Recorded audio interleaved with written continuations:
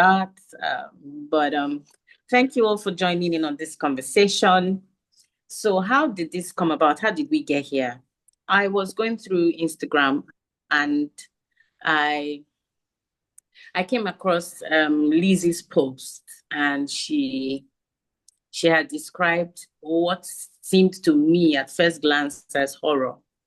Horror because when I read what she had gone through, I teared up for some reason, and I'm like, and the first thing I did, without even checking the time to see, there's a huge time difference.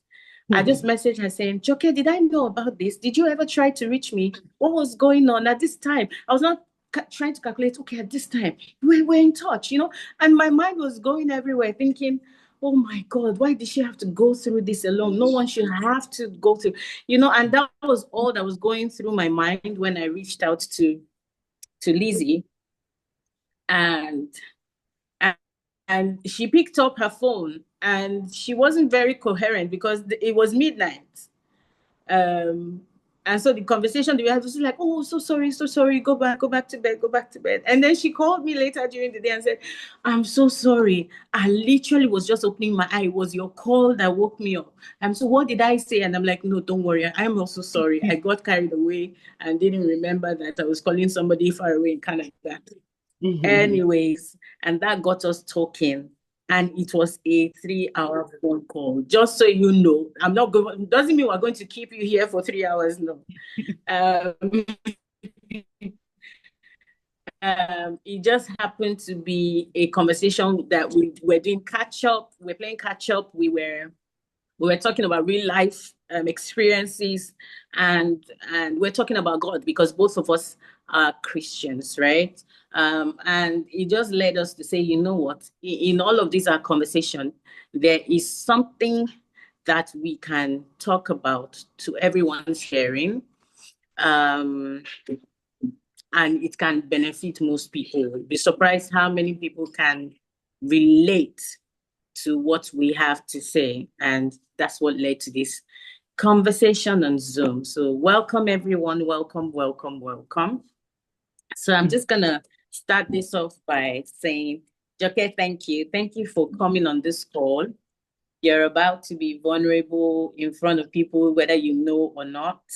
And I guess you being a researcher makes you have the right mindset for such conversations, because you're not coming from a place of brokenness, but rather from a place of information, from a place of genuine concern for people to see that, look, you don't have to go through what I've been through. And if you do go through what I've been through, I hope that what I'm saying to you will help you in your own journey, right? So to begin this conversation, just take us through very quickly what your story was in the year 2020, the beginning of this, what led to this entire conversation. Okay. Guys, it's going to be a bit emotional, so prepare yourself. No, maybe not. Maybe not, but yes, thank you so much. Thank you. First, you would hear her referring to me as Joke and Lizzie.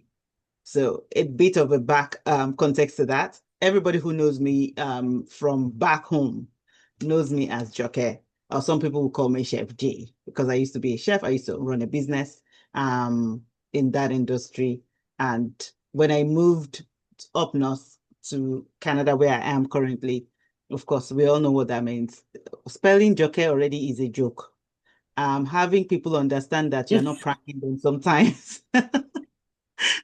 Real life story. I literally got people from me schools literally when I was, because they thought I was pranking them, and so it was imperative that Wow. that name changed. So I go by Elizabeth. A lot of people in my immediate environment call me Liz. I see people laughing, but that is the story to the names. So I'm the same person. And in terms of context of what I experienced, unfortunately or unfortunately, it's not an emotional story for me. It's more of a life lesson.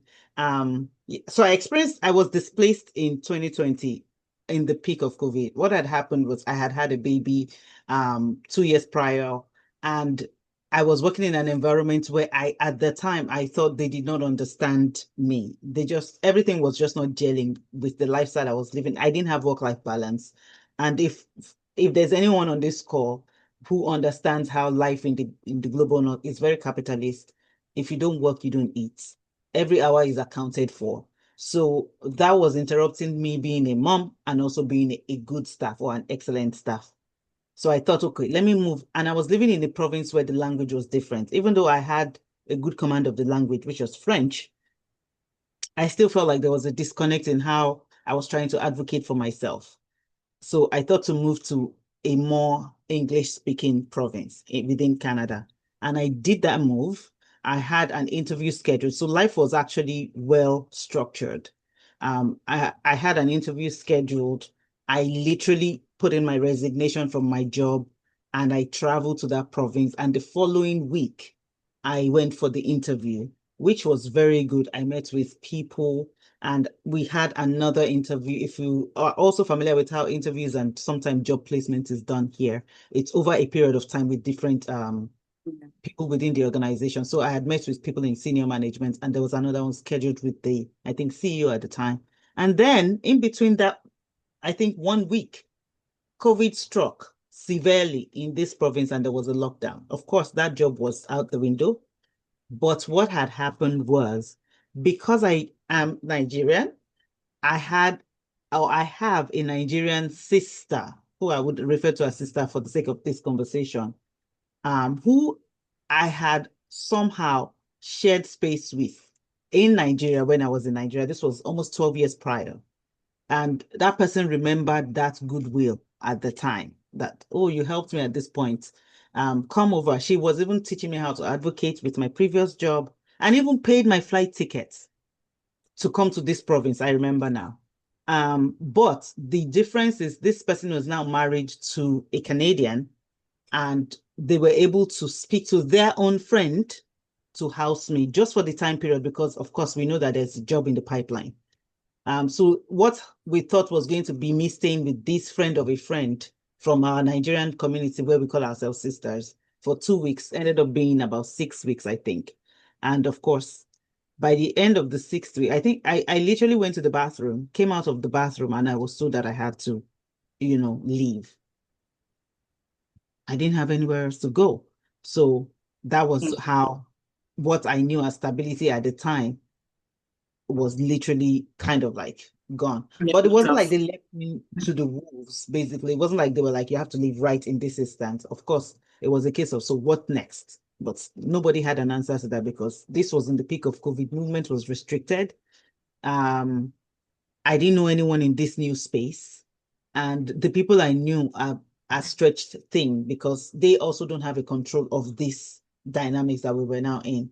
So I ended up calling, thankfully, we have a government that has put policies and measures in place to at least assist people who are not able to help themselves or who find themselves in situations like me. So I started looking for those agencies. In fact, I remember most my hosts and my friends were reluctant because, we're going to be talking about culture. We don't rely on government where we come from.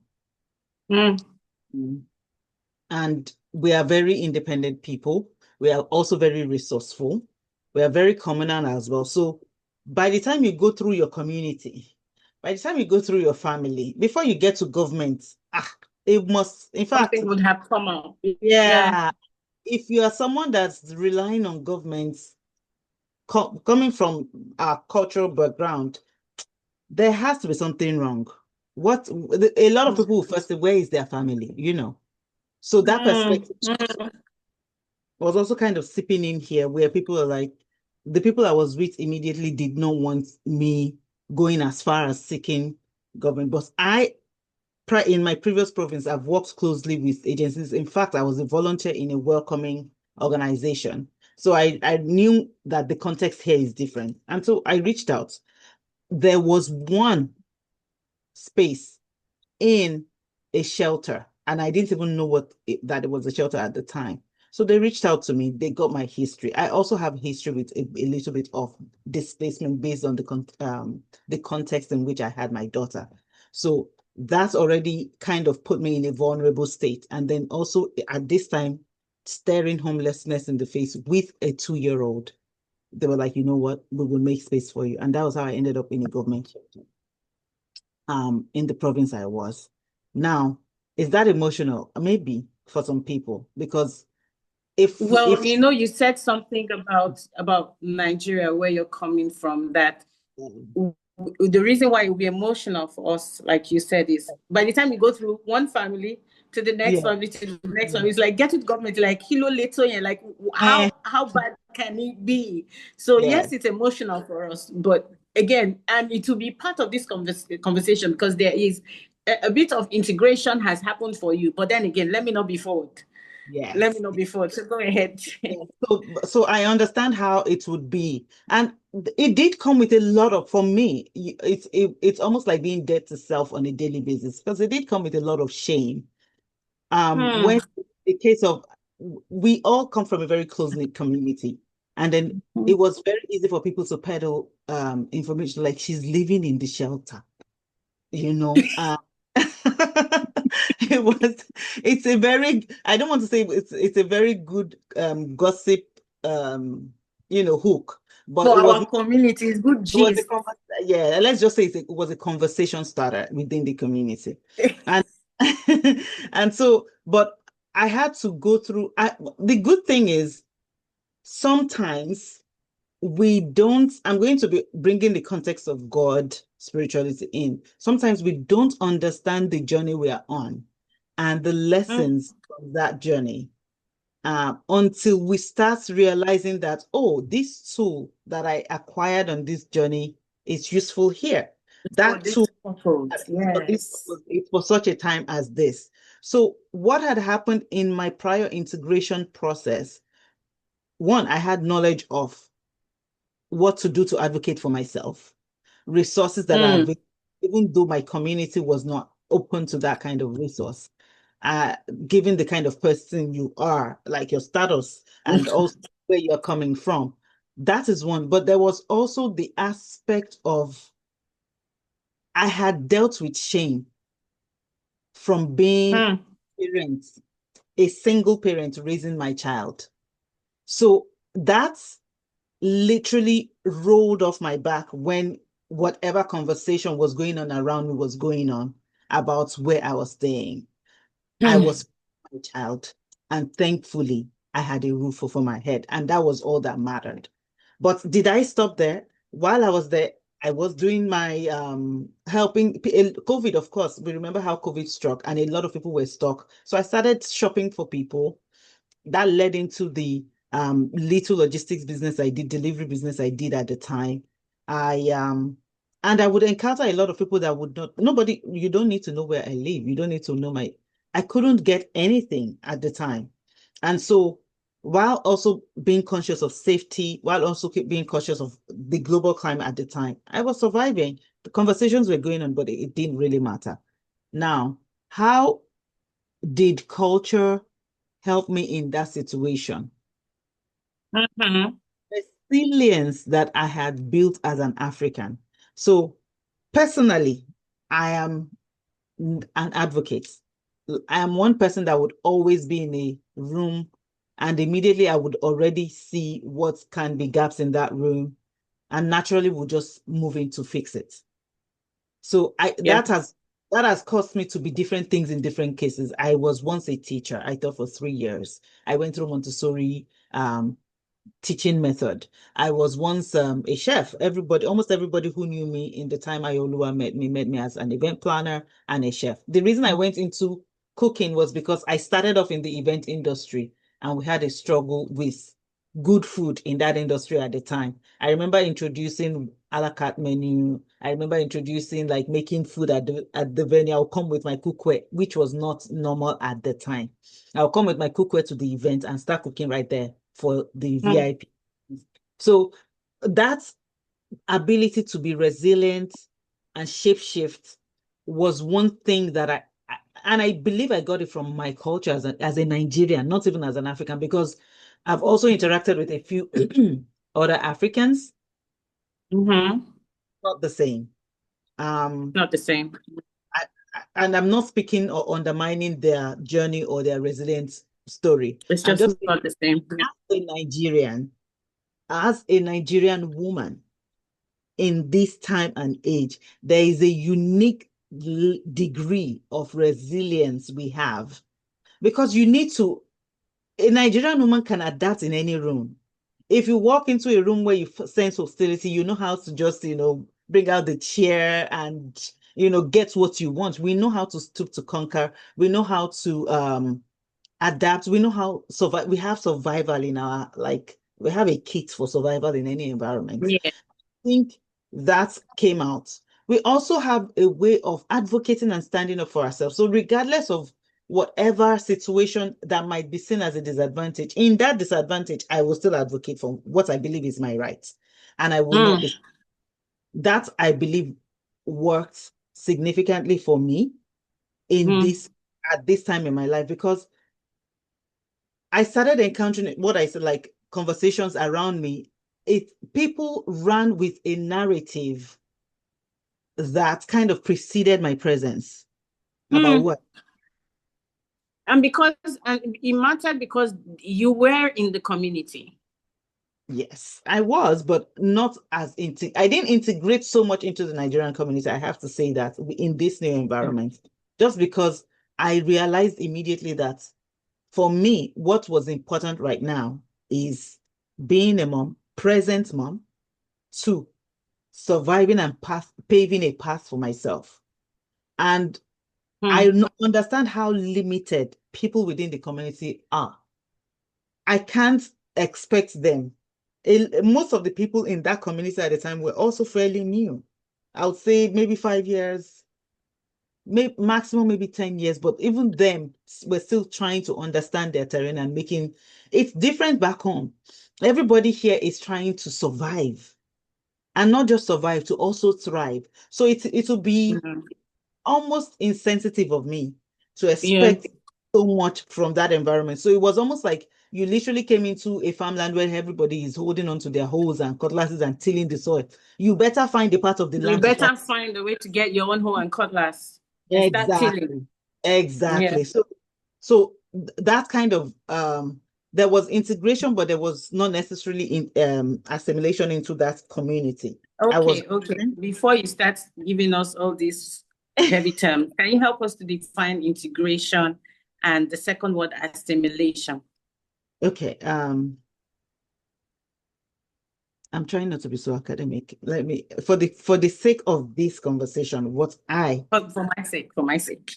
okay, what I would define integration as is being present in an environment with the mindset and openness, with the openness to accept the way of life, the way people behave without losing your identity. Right. Um, Assimilation and the other aspect is taking on everything within that environment without holding on to your core identity or your cultural values. So if some people can describe it as being lost in that system. Some people can describe it as you changing who you are to become this person. A lot of second generation migrants that were probably born in whether it's global north of whatever Mhm. context, have that I don't want to say innate ability to assimilate because that is what they know. They are entrenched in the culture, in the education Yes. system, in the Yeah. mindset. So when there are two generations, you find a generation that has integrated and a generation that is assimilating. Sometimes there's um what would I call aberration? Like it's not a sometimes it's not a cohesive fine blend because this generation that has integrated is still holding on to their identity, what they Yeah. remember as who they are, their core values is still being shaped by that culture that they grew up in, that they also assimilated into. But they've now birthed this new generation that has assimilated into a different culture. That is their first knowledge of what life is. And it is shaping. So you now have a generation that's trying to shape and modify what these people understand as culture, what this generation understand as identity, what does that generation understand as values or core values that can shape who they are. Sometimes it's not usually the easiest. But in this case, in my case, I am grateful because weirdly, I can still call myself a second generation migrant because my parents also migrated out of my immediate environment when I was as young as 10. But how they were able to still imbibe the culture, you can hear my accent. There's nothing has changed. I was very present in those two environments, and Mm. I'm still very true to my Nigerian roots, regardless of Mm. being by the grace of God, I was able to experience different cultures in small pockets, even schooled in some places. But and I believe it's the special grace that they had, how they were able to raise all six of us, not to get, Mm. not to assimilate to the point where in my household today, if I'm still speaking to my parents, I speak my local Nigerian language. I can read and write my local language. I speak a bit of French. I can eat any Nigerian food that I choose to. And thank God I'm a chef. I can cook any continental dish. So somehow they were able to ground us, but allow us sway. And I will talk about the extractive Yeah. nature of that over time. But Mm. in I, terms wa- I of, want you to speak to the cones. What do you think would have been the cones of your culture in your I don't want to get into integration, but in your moving abroad? oh yeah, there are many. There are many. Um, one of the cons is the resilience that I spoke to. The other one is the adaptability. Growing up in Nigeria, where we have different ethnicities, different tribes, by itself is a learning curve that prepares us for the global stage. A lot of us, that's one of the reasons I believe this is not proven by research, but I believe Mm-hmm. that this is one of the reasons Nigerians thrive anywhere. Because within our own local context, we have it's So built much into us. diversity. Yes.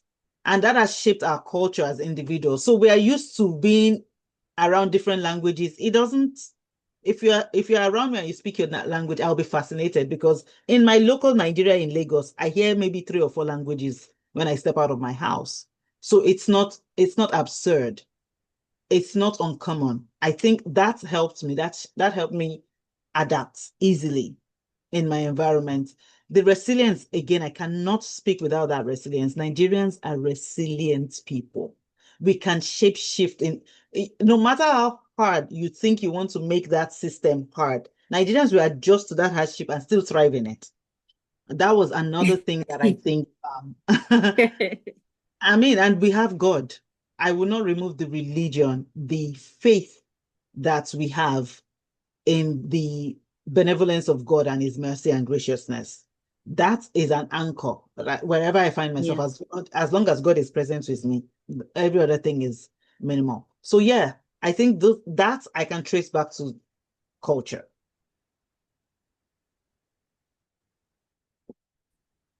You froze. Can you hear me? What about the cones? The Oh, I can hear you. Am okay. I unfrozen now? Yes, I can hear you. And can you hear me? Very well. Okay. In terms of the cons, as much as there are pros, there are also cons. One of the cons is, and I'm going to say this because I know that there are so many diverse people and a lot of people will still watch this. One of the cons is the it's not lack of acceptance, but forming contact without contamination. Hmm.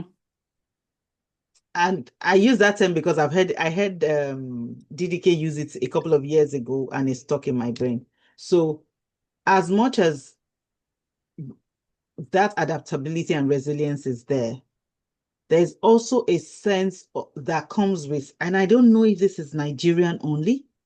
Any other African can speak to this, but there is a sense of confidence and knowledge that's almost superior. Almost like as much as I can see what you have, I would rather retain my identity, which is not a bad thing. But the mindset behind that retention can be coming from a perception of mine is better. Hmm.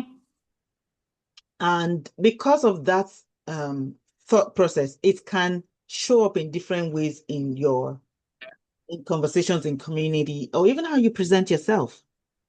And Give me an example of how it can show up, because I feel like I know what you're talking about, but just for the sake of this conversation. I I don't have a clear example from my personal experience, but I can speak to cases where I have seen that play out. Sometimes you're a better observer than how when they say point to your neighbor in church and you're just thinking it's my neighbor, it's not me, that kind of thing. So I've seen cases where Nigeria, let me use a general term, broader term now. I'm not even painting a particular picture. This is just an analogy. We travel with our food Mm. into the culture, and we still ship our food from home. Now, don't get me wrong, Nigerian food is healthy. I advocate for Nigerian food. I literally did business buying food for people across borders or for a period of time. But when you get to the roots of that ordeal of going as far as buying your food in Nigeria and shipping all the way to Western Canada, which is far. Like for context, I'm 8 hours behind Nigeria. So it's still morning for me. That's how far it is. You would understand that it is coming from a sense of superiority for some people. What if we just enjoy our food and we'll do I anything to enjoy get my food. it? Don't get me wrong, I enjoy my food. But for the longest, I remember, and I'm saying this with my tongue in cheek because this is I'm a researcher, so I always stimulate conversations just to know. And that was when I started seeing a pattern of this happening. Like, okay, so if you the question I always have at the back of my mind, and a lot of people have not been able to answer me accurately, is would you have rather stayed back in Nigeria just to have better access to this food? A lot of them just kind of like think like, no, sometimes you get diverse opinions. But what I use that analogy to say is, as much as we claim to have integrated, this is where culture plays a role. We have been and it's not only like, I think this is a human concept that has been framed in different cultures, but I can speak to how that is a con for me in my environment where, as much as I'm a Nigerian, I'm not, as much as I'm a Canadian, I'm still Nigerian first. And that can appear in different ways and forms. So in this case of this food, so for the longest, I couldn't find beans. We didn't have a lot of African presence in my province. But I'm aware, think maybe because I went to culinary school or I've just that lentils is similar. So I just shifted and I would cook lentils. I use it for moi moi, akara, whatever. But when I spoke about the same lentils to some people, even in my immediate family, it was like, please don't bring that near me. Like whatever it is you are cooking, calling beans. Like, And I'm like, but if I did not tell you, you might not even know. So that's the things that can be a con. Another thing that is a con is conflict resolution. Hmm. In our culture, I'm quite big on conflict. It's good that you say this because I just released a book on yes, and choosing the hard part. I bought it. Choosing the hard part, forgiveness. And it speaks a lot to conflict resolution, the fact that we can't do without conflict, right? And I'm glad that this has come up in this conversation. So you were saying that another cone to your culture is conflict resolution. In what sense? We don't have conflict resolution mechanisms, tools, equitable ones. So people will argue that, oh, we have conflict resolution in our culture, da da da da da da da da da da. I will use in my immediate family. If you're Mm. 5 siblings, by the way, so you sometimes think of if you wake up and someone has taken your slippers, look for another one. There's no, Hmm. there's no, oh, this Is is it not not, just slippers? They would is it ask not you, is it not just slippers? crochet? Meanwhile, in my For mind, me now, take another one. but when they were buying that slippers, they bought it for me. Is it not my own? Should you not ask me Yeah. before? Do you understand? So Yeah. with family units, we don't have defined methods of resoluting conflicts, even within siblings. And then as a culture as a Hmm. whole, our conflict resolution skills Yeah. is marred by so many things: patriarchy, systems, um, perceived authoritarianism, classism. So many things are embedded in it, such that when we then whittle conflict resolution to justice, my sister, Hmm. what is justice to us? Hmm. That we can be here for the whole day. See No, that can hear the whole week trying to see what is justice to us. so we lack equitable conflict resolution mechanisms or tools or methods that has affected how we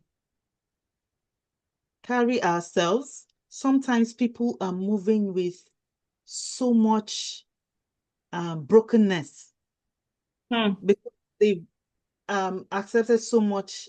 They don't even know how to advocate for themselves. Advocacy for themselves is so far-fetched in their mind. Like, you know, God You know, will do. when we were talking, you gave me an example of where in your family, if a guest should come in, Mhm. um it will be like prioritize them. We can Yes, take care of ourselves later. yes, And yeah, and that speaks to what you're talking about. yeah. These are So the things that would stop you from having proper conflict resolution. then, yes. So exactly, like your room is not your room. You don't even have a Hmm. room. So Hmm. you already know that once they don't even inform you that someone is coming. No, no. Just Is so it your house? Is your these are house? so there is no there is no you're not, as long as you are a child. And I said, I don't know if this is across board. You don't have an Yeah. individual. Your individuality is inconsequential in decision making.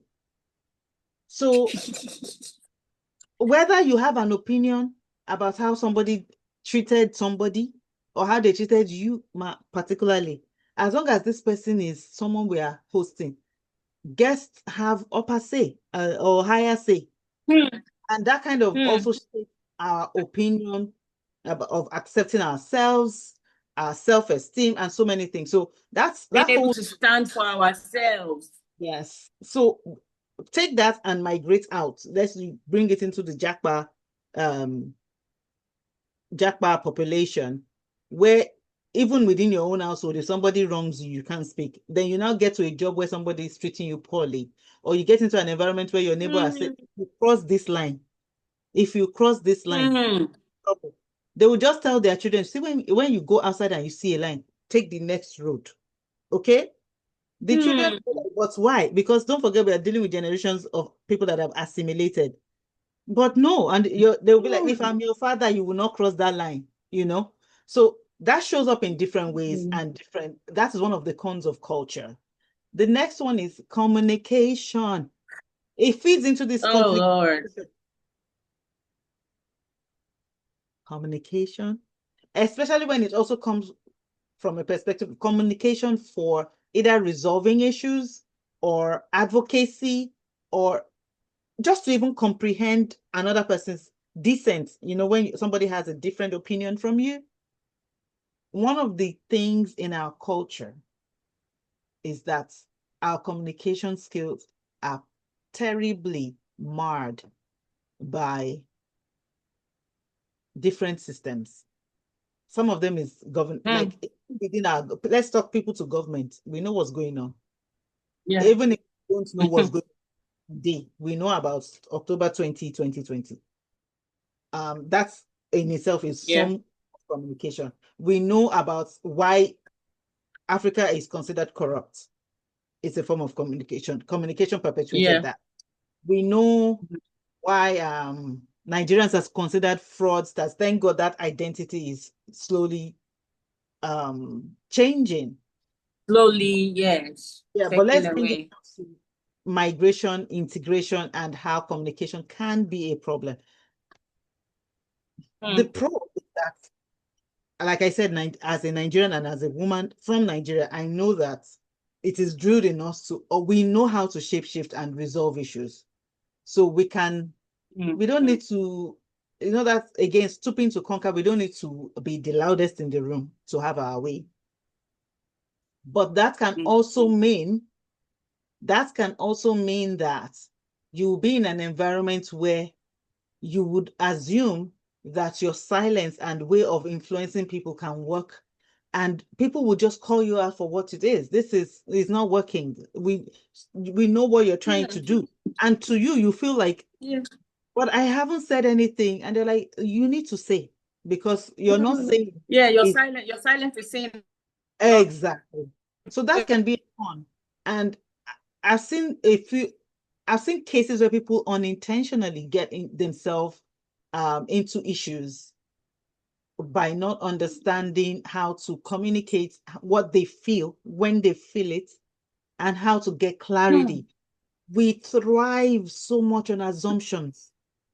I was talking about how there was a lot of conversations around me and my living circumstance. Nobody till today ever said, Elizabeth, is it true? Nobody. This matter has traveled far and wide. I lost friends. I would reach out to people just for normal conversation, and they would just leave me and rapture literally from that space. Just because at this time, nobody wants to identify with someone who is depending on government. Hello, you are government. Yeah, everybody is a government in their own little space. That is what education would do to you.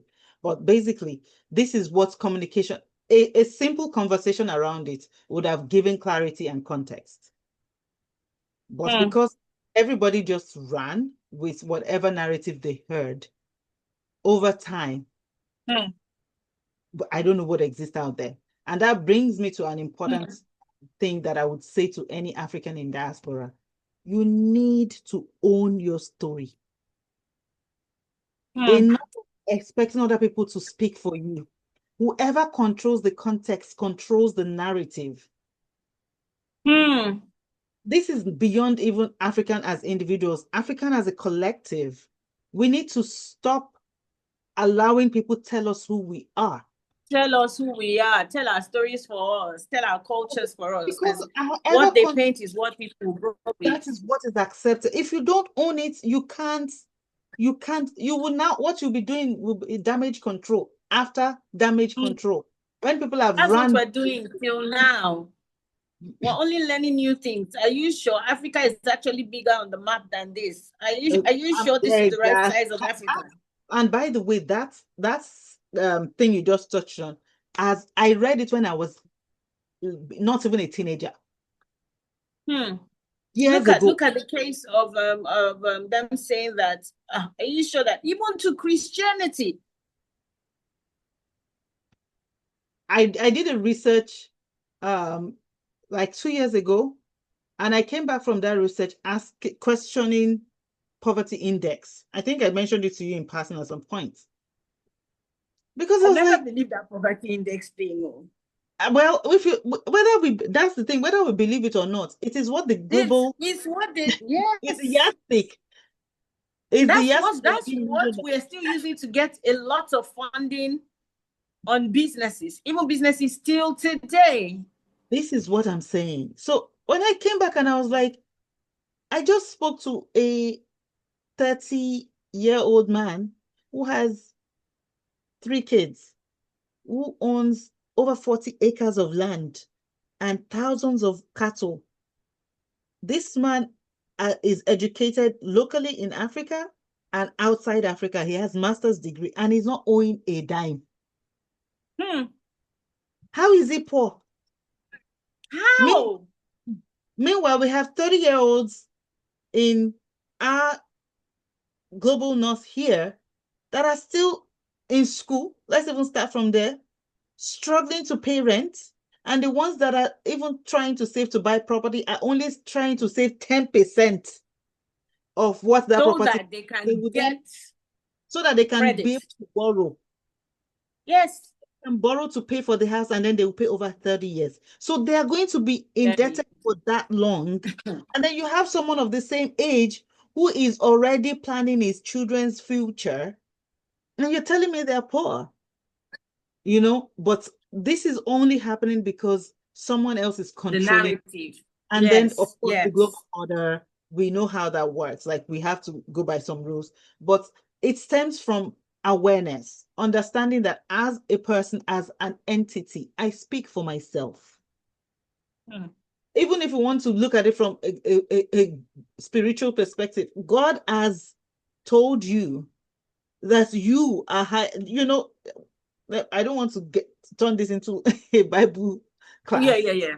It says any tongue that rises against you, you will condemn. So it took a while because we need to also acknowledge the role emotional wounds play here. I don't want to use trauma because you were when we were speaking, you said something about your experience on this communication matter now. You said something about your experience of when you were told to leave. You said you stepped out of the bathroom and literally they told you have to go, right? Only to find out later that is it possible like a year after, that, or around a year after, the yeah, please, friend. please tell us about that, because I want you to emphasize the place of communication with that experience. Community. Okay. So back to when during COVID, when I was living with this friend of a friend whose landlady or landlord had now asked that I leave or I start paying rent. And I, of course, left and I ended up in a shelter. Now I'm no longer in the shelter. I have left the shelter, and I thank God that I went to that shelter because a lot of things happened as a result of me being there. But back to this friend and friend of a friend, over time, of course, life happens now. In Global North, it's very easy for people to get carried away in daily living and survival. It's very easy just because people are doing things, people are going through so much. So we all drifted apart at some point. But this person, my friend now, who got the person, reached out to me to say they were not happy with me because I had said something. So what did I say? Till tomorrow, I don't know what I said. However, they were not happy. So I said, let's dial it down. What is the purpose of this conversation? Is it for resolution? Because if it is not for resolution, then what is the purpose of a year after? The whole year. Like we could have addressed it right there and then. But for you to bring it up and say that somebody told you, I think it was even a case of somebody told you that I said something. And I was like, and you believe the person? Because clearly for you to be coming to me, you must believe the person. And then two, you have refused to tell me what I said. But ultimately, the only constant thing in this conversation is that you are not happy. Now, there is a chance that I will say it again. because I don't know what it is that I said. Absolutely. I at some point I think I even hung up on that call, and then I called it. I ended up apologizing, and I apologized for over 3 years. I even went through a course in church, in my church at the time, and I would read my leader told me, okay, Richard, because it was something that was heavy on my mind. As Yeah, much as I, somebody hosted you, so it will be heavy on your mind. not only did you host me, you actually advocated for me to stay with a friend. So Hmm. anything you claim I said will matter to me, because I'm like, I know for a fact that it wasn't out of maliciousness. I even asked her, I was like, was it careless talk? Could it be careless Hmm. talk? I was met with silence on those times I kind of probed and asked. But at some point, it just became clear that you were either trying to either perpetuate fear or make me live in that constant state of, ah, what have I done to this person? Trying to appease. What would be the right way to communicate? And did you try to reach out to say what's going on? I I didn't hear even you're know that upset. I was, so this was me. I didn't know there was anything wrong. I was just living my life. And if you had asked me, I would say this is my friend, you know.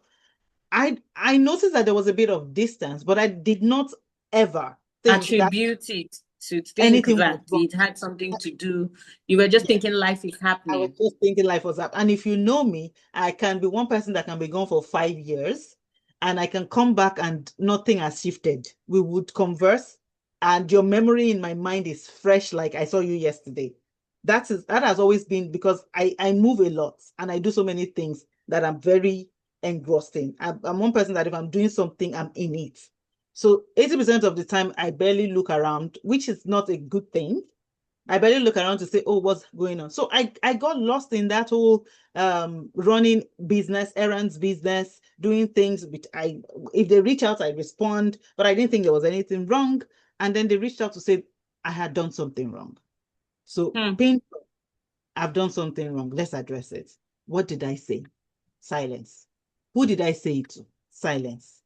Who was there? Silence. So how do we, so it Why became did you bring it up in the first place? that was, so that communication. And I don't know what that person's personal experience has been around communication, especially communicating painful emotions or whatever.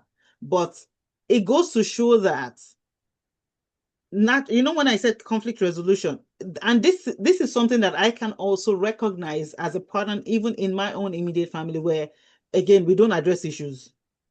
You deal with it like this person is your brother or this person is your sister. So you just Hmm. have to take it and move on. You just have to assume the best of that situation, regardless of how you feel. So I guess this person must have probably thought about it like, ah, this person hurt me. And without that benefit of doubt of, was it intentional? What is the motive? Mm-hmm. Why would they say this kind of thing? Why would this person do this? Why would this person do that? And sometimes the people we also surround ourselves with and their values matter, because I'm sure they would have confided in one or two people, or even the person that, you know, Yeah. brought. Ultimately, what that communication, what that situation did was, I don't even think, I would not call that person a friend right now. I would say we were friends, but maybe we are Mhm. just acquaintances. Even without having to have a conversation. We still never had that conversation. I apologize, but the conversation never happened. I never knew what Did led they to what. accept the apology though? I don't know, because again, I wouldn't know if it is an accepted apology or not. I just know that as long as we are not in constant, like I won't, I won't think of inviting a friend for lunch or coffee, and this person will come to mind anymore. And I Mm. know that if I invite them, they probably won't show up. So it means whatever hurts they held on to that time has really drilled down. So now form a seed of offense or whatever. I don't even know. But communication would have played a good role there if in the act, maybe when I said it, somebody had said, how can you say this about your friend? Or be like, you know what? I heard what you said about XYZ person, and I just thought that was not cool at all. I think Hmm. you need to embrace the way you know, that's what I honestly, that's what I would say. In today present time, maybe I will not call you out there and then like I would have done before. But if I have a chance, to talk to you one on one, I'll just be like, I've heard a couple of things you said about this, your friend. I don't think that was a good representation of who they are, or I don't think you should even speak of your friend in that manner. And then context can come up to say, oh, the reason I said this is this or whatever. But whatever reason, I will make it clear what my stance is.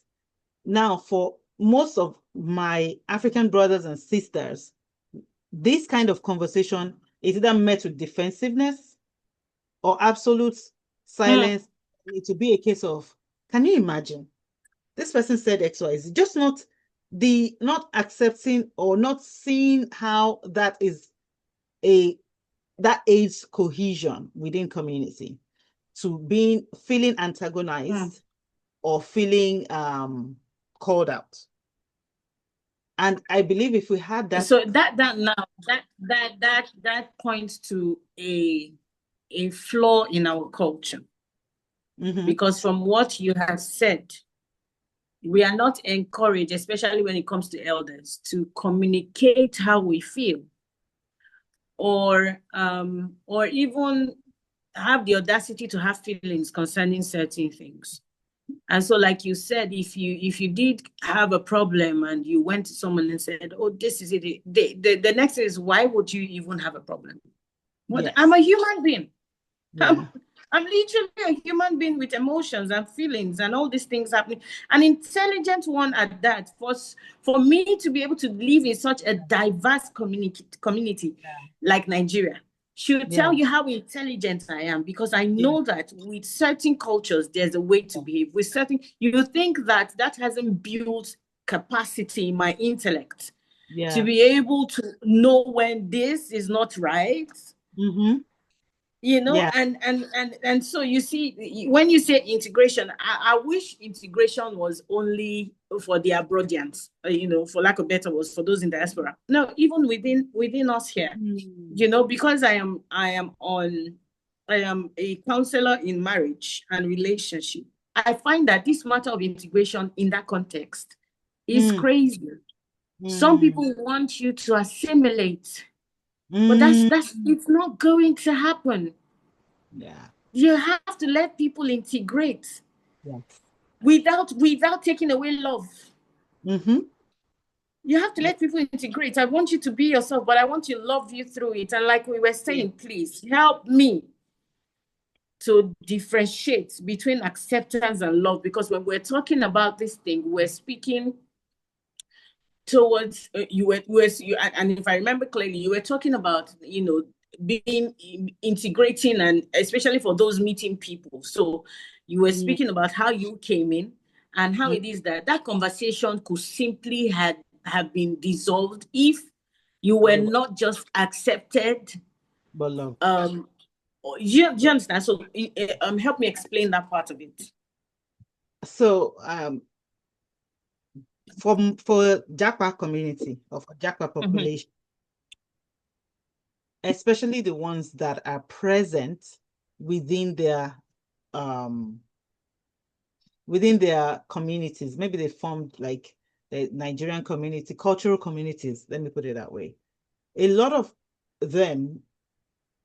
us always want to help, or like I would be like a pace setter, a path paver for people that are coming in. Almost like what I went through, I don't want other people to go through it.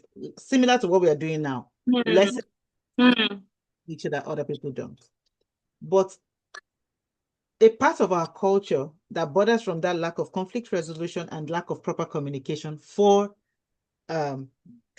conflict resolution reasons or cohesive reasons have now morphed into the ideology of accepting but not loving. Now, acceptance means I have influence, power, control over a space, and I will let you come into my space and be yourself, but I will not do anything in any form or way to try to get you to understand and live cohesively in this my space. No, not live cohesively, or thrive in this my space.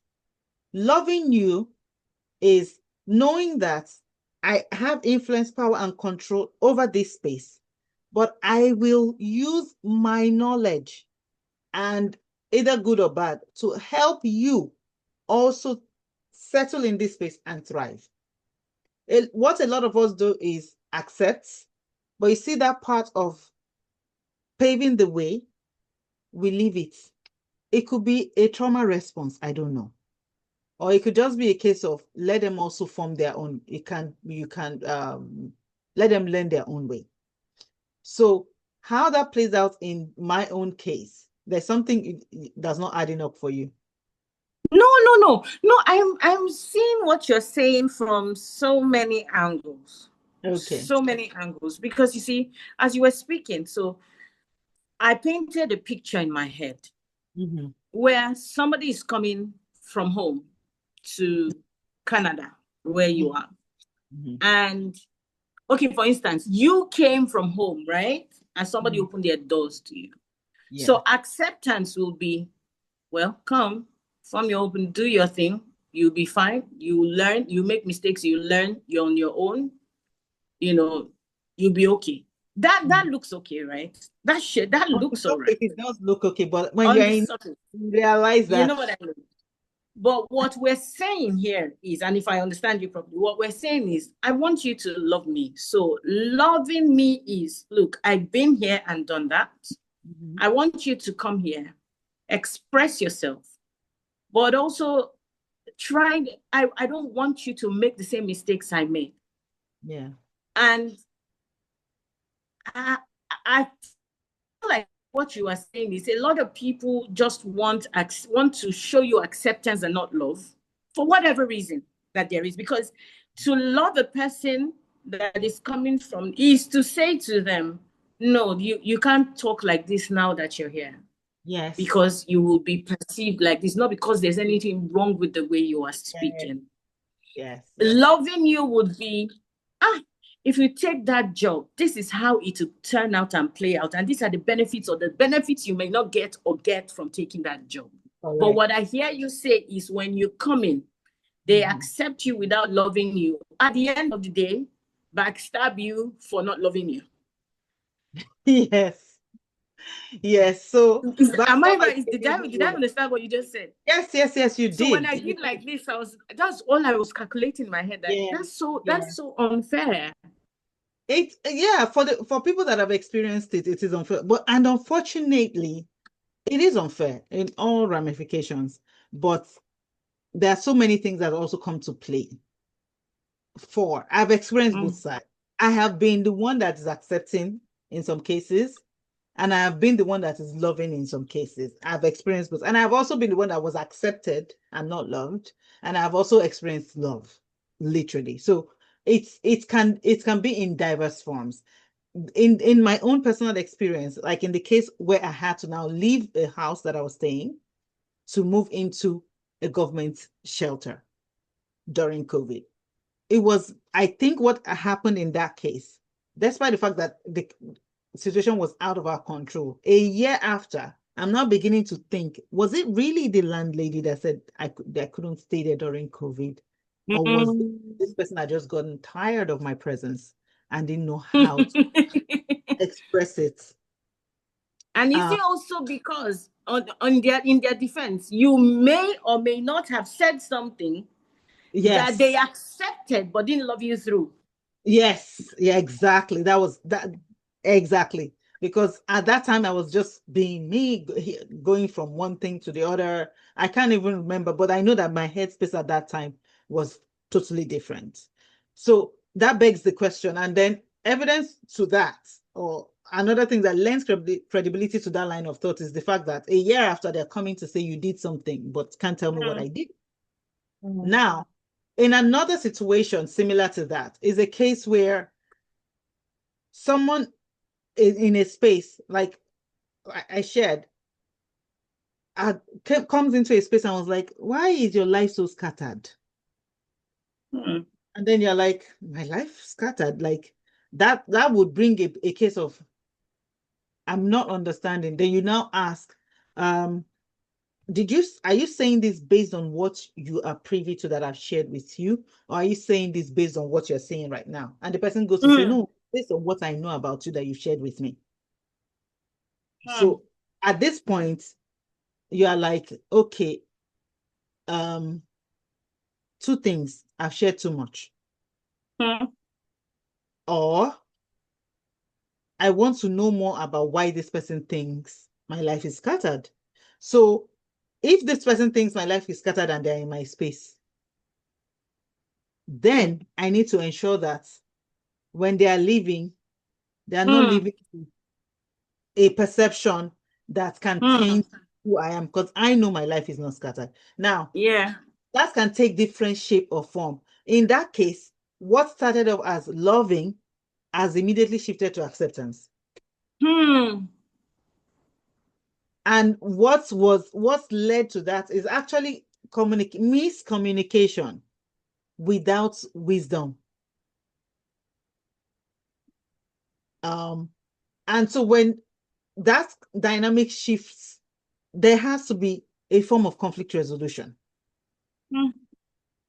There has to be. Which may or may not happen as a result of our culture. Hmm. Aha. So again, let's go back to what does our culture say as conflict resolution? I think we need to open it up for questions if people have questions now. What does Yeah. our culture see If you as have a comment too. or Hmm. comments? What does our culture see as conflict resolution? How do we define conflict resolution? Let's not even say as Nigerian, as your culture, whether you're Igbo, Hausa, Ibibio, whatever you're from. What does conflict resolution look like? Because that is what Hmm. will now inform how successful that mediation would be. But you know, because we're gonna round up very soon, but I want you to put into like bullet points, right? Mhm. Seeing that you have experienced being on the receiving and on the giving side Yeah. of culture, culture shift and environment change. Mhm. What give me bullet points? For instance, okay, I'm coming to Canada now. I'm coming Yeah, to like stay with what you. what Write should in the steps bullet be? points. Yes. No, well, maybe not steps B. Just tell me, what are the things that I should do to be able to live with you in your environment, that environment that you've got into before me and gotten accustomed to, integrated into before me? What are the things that I have to do on my end? And what are the things that you have to do on your end that will make us not Yes. So very I would just bullet points? yes, bullet points. I will say this, but again, it's subject to people's opinion because scholars will come now at me and say, you did not quote your Caesar. Where did you get your research from? What did you? But I would say first, be open to integration. Be open to if you're whether you're standing alone or you're going to have a soft landing through a family, community, whatever. Be open to integration. The second thing is if you are going to be staying with a community member, whether related by blood or not, be, Mm. be active, be an active participant in their environment. Mm. From domesticated work or domestic work to being interested in the community. What do they do for sports? What do they eat here? If they give you food, be gracious to accept it. Mm. And if you have any allergies or any aversions, inform them ahead. It's not when you've been in their space and they've sweated and labor of love, and then you're now like, where I come from, we don't eat yam. But you Aye. in it. You saw me, if there's be open. Again, communication is a tool for integration. Mm. Use it wisely. Participate, show care, be interested, Mm. inquire. This one requires a lot of discernment and wisdom. When you are in someone's space, take time to know them. Mm. Not, I flew 7 seas and I came last season, and when I was in this and this, it's not all about you.